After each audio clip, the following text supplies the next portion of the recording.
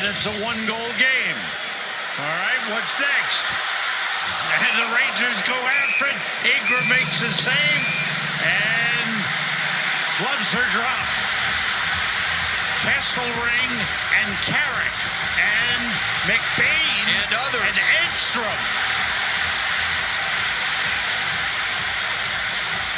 There are two fights going on. Whoa, man, Edstrom, he landed a big one on McBain. Which one are you watching? I'm trying to watch both. Edstrom is the one that's got the most action right now, as Carrick and Kastelic were broken up. Wow, Edstrom. Didn't know he could do that. That is here, and boy. I mean, he nailed McBain, who's a big kid. He nailed him with a couple of overhand rights. I mean, big-time shots. And wow. McBain's going to have to go get cleaned up, so he heads to the locker room. Edstrom goes to the locker room. They'll probably get misconducts, I believe, with 10:37 to go, along with their fighting majors. Carrick, that was the first one that got going with Kastelic. You'll see right off the faceoff. Here comes Edstrom, right through the middle, and has that chance. And then Rempe goes right to the front of the net. They didn't like that. Valimaki didn't like it. And so away they go. Left side of your screen is Kastelic along with Carrick, and then McBain and Edstrom. Oh, Edstrom connected with a couple of big rights. So he's only 6'7". Only. With a wingspan of about, 19 feet. The fans are seeing it on the video board, and boy, did they have some reaction. Somewhere in the crowd is Edstrom's dad saying, look at this, I didn't know. That's why I taught you that, son. I know he could take care of himself. There have been 5 goals scored in this period. Some conventional, some unconventional. Now we've had a couple of fights break out. Well, why not? Right? Edstrom and McBain have gotten game misconducts, Joe, so they're done for the night. Secondary fights. Even Steven between these two teams. Yeah, Maveric Lamoureux. We got the fourth line out here. Here's Stienburg, the big physical line. What can they do? What a hit. Oh, he's going to get a penalty here. Now McDonough's hurt. Chernak is hurt. And now Stienburg has half the Lightning team coming out to get him. Somebody just came off the bench, I believe. Is that Hagel? McDonough got hurt on the corner. Get off his face! And then Stienburg went across and absolutely ran Cernak. And that caused a penalty, perhaps a charging penalty, but it was big and it was hard. I'm not sure how McDonough got hurt, what happened there. But Stienburg is making his presence felt every shift. Well, let's take a look at what happened here. Wagner was going to get the original penalty. I think right there for Boyle. Maybe that's not a Boyle. I mean, I don't think they caused that one. That's the one right there that they called. Yeah, Steinberg's got to stay on his feet there. That's the only reason that's a penalty, is he came off of his feet and hammered Cernak. After the big hit by Wagner, this is exactly what you want your fourth line to do. Go out and cause chaos. They did a great job. Maybe don't take a penalty, but at this stage of the game, who cares? A 5-minute penalty has been assessed and will now be reviewed. All right, so they're going to review the 5-minute penalty. We'll take a look. Watch the feet of Stienburg. You know, he comes in, leads with the old Rob Blake back hit. If he stays on his feet there, everything about that play by Stienburg is perfect. Even though he took a bunch of strides over, he stopped skating, but when you leave your feet, that's when you're going to get yourself into trouble. You don't see many guys hit with the back like that too often, do you? No, you sure don't. Let's listen in to Brian Pochmara. After review, Colorado number 36 has got a 5-minute major and a game misconduct for charging. 10 and number 71, 2 minutes for roughing. Their kids started to sign up for that Little Blues program. Here's the Incola shot, and the former Blue drills it wide. And speaking of drill, Tarchenko hit hard, and Joseph goes after Lamoureux. as Toropchenko is down behind the play, and Joseph protecting and backing up his teammates. Against Lamoureux, the rookie out of the Quebec League, and Joseph some lefts. Now Lamoureux trying to get his right going. And good on P.O. Joseph there. But there is concern for Toropchenko, who's down. Yeah, that was an ugly hit. I didn't like it at all. Lamoureux being aggressive, that's fine. But then Toropchenko kind of sidesteps, and Lamoureux doesn't change course and ends up clipping the inside of the leg. You know, haven't seen it in slow-mo. We'll get it here on the replay. Right there, knee on knee is what that ends up being. Those are dangerous. You can hyperextend your knee. And you see here, left knee on, right above the knee. And the impact alone on that, John, really rattles the leg of anybody. And then P.O. Joseph, who's not known as a fighter, he steps up right away in that moment and takes care of his teammate. Got to respect that.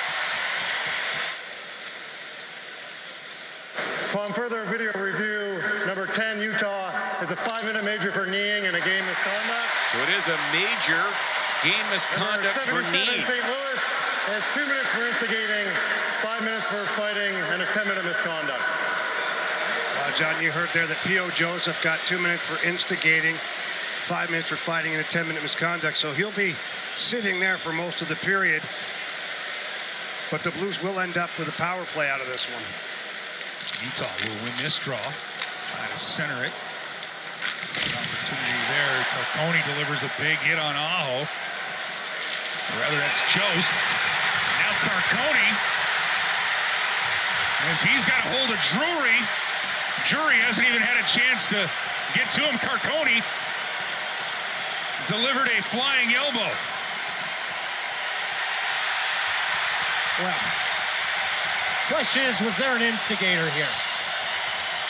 It was away from the play, so Carcone was already talking, he was already committed to going, and when I located the two of them behind the play.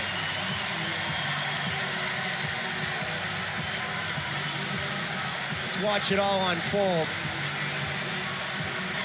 Drury is incensed, and that's very rare for him. He's just left side. Oh, come on, that's an instigator. Drury has no investment in that whatsoever. That's an instigator all day long. We'll sort more of this when we come back. Carolina, though, down 4-1 here in the third in Utah. Call on the ice is confirmed. 2 for instigating, 5 for fighting, and a game misconduct aggressor. Heard from Rick Tocchet in the last couple of days in his media availabilities. Zub sends it wide of the net. There's a Mario. Tracked by Pedersen.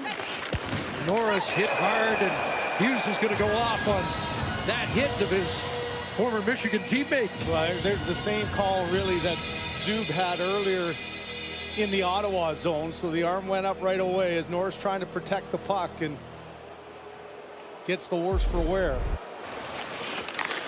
Pedersen does a nice job forcing it down. That's right on the numbers there as Hughes just trying to get the body position, everything okay until, boy, he gets the nose on the dashboard.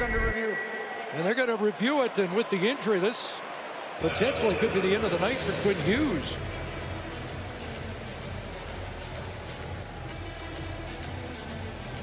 You know, to me, the viciousness wasn't there. No, but at all. It's the end result. The problem with Norris here is the face to the bumper, which is a dangerous play. There's no question.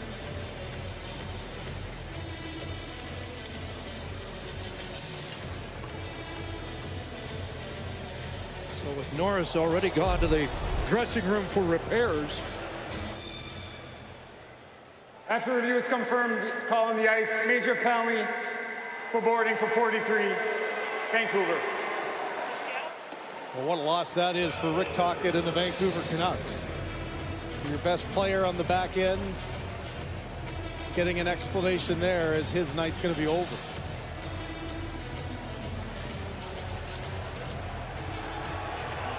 wasn't announced that way, and I don't think Quinn Hughes realized immediately that his night was done. I cringe, and it just upsets me every time I see someone use their backside, their butt there to hit someone's lower body.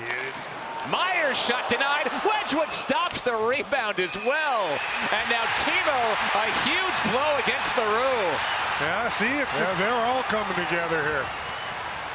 I mean, you want to play with fire or sometimes get burnt. He went in and belted Meier, got his gloves up high. Meier came back pretty high himself, so we'll be interesting to see what transpires here. There's blood for Lamoureux as well, so we'll see what the call on Meier's going to be here.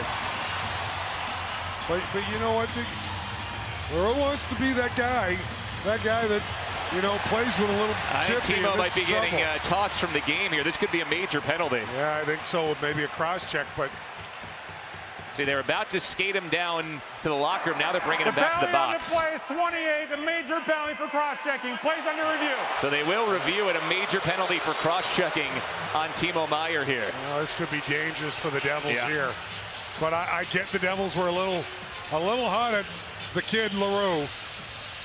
You know, but he came up high at Meier. Meier might have retaliated a little too much and too high. Hopefully not as much as we think, but there's some great chances for the Devils. Now, there's Lamoureux taking him out. Then you see Meier comes back hard. Then Meier takes a shot from Sissons. One right in the chest. And that one there. in the chops that's going to be the problem here. That's going to be trouble. 28 for Jersey as a confirmed 5-minute major. Game misconduct for cross-checking. So Timo Meier is ejected, and now the Devils will need to kill off a major, up only 2. For Alex Iafallo, his 28th career power play goal and 4th this year. 101st NHL goal for him. And it's been all Jets and Frederic and Gustafsson are going to fight. Frederic's a tough customer. And you know what? And he drops Gustafsson. And this is a mismatch, but you got to give a ton of credit. That's guts from David Gustafsson, where Frederic knows exactly what he's doing. He's done this a lot, and now we're going to have one with Kastelic and Logan Stanley. Stanley gets a couple in early. You wondered when the score got to this, if this sort of thing would happen. Well, this is Boston Bruins hockey, right? There's nothing to gain here for Winnipeg, but you do have to make sure you stand up for yourself, stand up for your teammates. This is your building. David Gustafsson pays a price, and then residually, Logan Stanley finally locks horns with Kastelic. I think Kastelic wanted this much earlier in this game. And this will not be appreciated whatsoever. You got David Gustafsson, a young guy that has never fought. And you've got an experienced fighter with Trent Frederic, goes after a young guy. Adam Lowry is barking at him, and you understand why. A mismatch, and now you got coaches. There you go. You got coaches. I'll just get out of the way here, because I'm in the direct line of fire. Scotty O'Neill's a guy that stood up for his teammates as a player, and he will for them as a coach as well. He doesn't like it whatsoever. I don't blame him. First time, indeed, that David Gustafsson has had an NHL fight. And he took a shot from Frederic. And you know what? Give him a ton of credit. Yep. He answered the bell, but there's other guys that need to do that in the lineup. Boston number 11. Winnipeg number 19. 5 minutes each for fighting. Winnipeg number 67. Boston 47. 5 minutes each for fighting, and a game misconduct for the second fight in the same stoppage. 5 on 5.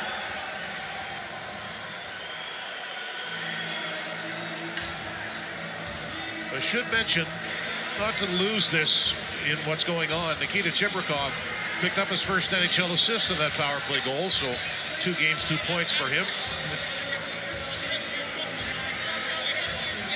Doesn't seem to matter either. Neil Pionk with his 200th point as a Winnipeg Jet. But here's the big story is Dave Gustafsson. Okay, that's the first punch from a veteran fighter in Trent Frederic. And Gus is all heart. This is a guy that's willing to do whatever he can to get and stay in the lineup. That one doesn't feel good, hard to watch. And then Logan Stanley and Kastelic afterwards go at it. 2 big boys there. And we'll just see how this plays out. There's still a lot of time left. 12 and a half minutes left. You're in your home ice. And Adam Lowry has the hairs on the back of his neck standing up here and his ears up. He doesn't like what he just saw. I'm sure you felt as I did when you saw that it was Frederick and Gustafson that it could end badly just because of the experience factor. Salt Lake City take on Utah HC again. Trying to close off this homestand in a show, and Rempe drilled Heiskanen from behind. Hintz takes exception to that. Everyone getting licks in. You have to. You can't take that. Not on him. I mean, it was bad enough earlier. Big Bishop can probably handle it. But you don't let that tower of foul obliterate your best player. Numbers to him. That's as boarding gets. He's just getting it out of the zone. He elbows him right in the back of the neck and plows him into the glass. I'm interested to see how deep into the rule book they go. Officials announced it's a 5-minute major and it's under review now. And I mean, this is about as nefarious and Nimrodian as you get. If that's not 5 and stands up as 5, when he rocks the Stars' best player with his numbers and his nameplate facing, I don't know what is. New York Rangers has a 5-minute major for Amelie and a game misconduct. Dallas over 24, 2 minutes for roughing. New York number 7.